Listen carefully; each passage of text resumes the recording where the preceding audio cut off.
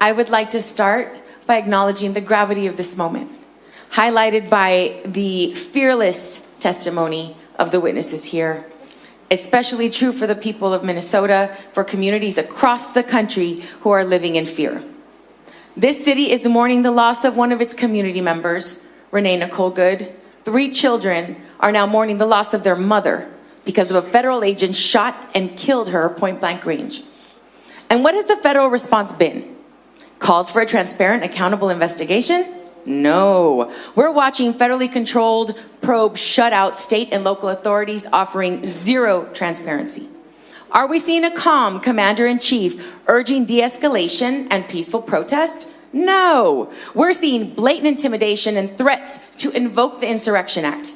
Do we even hear the faintest acknowledgement that maybe, just maybe, something went wrong here? No. Instead, we see Secretary Noem distort the facts, gaslight the American public, and try to make us not believe what we can see with our own eyes.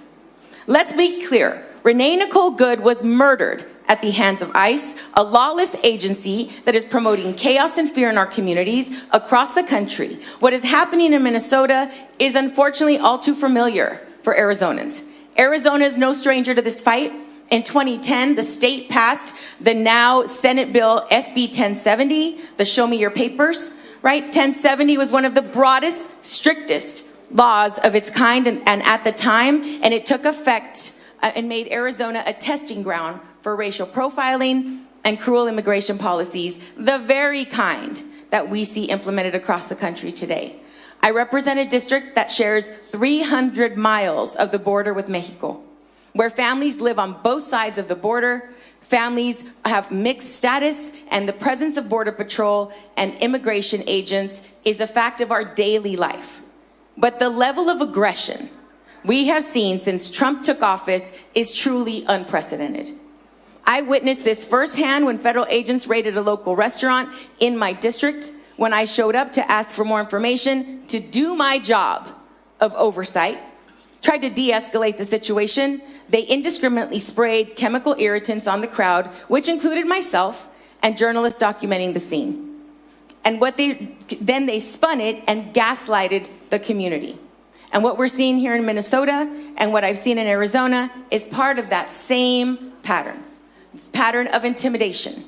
Federal agents using force instead of restraint, intimidation instead of engagement, secrecy instead of transparency.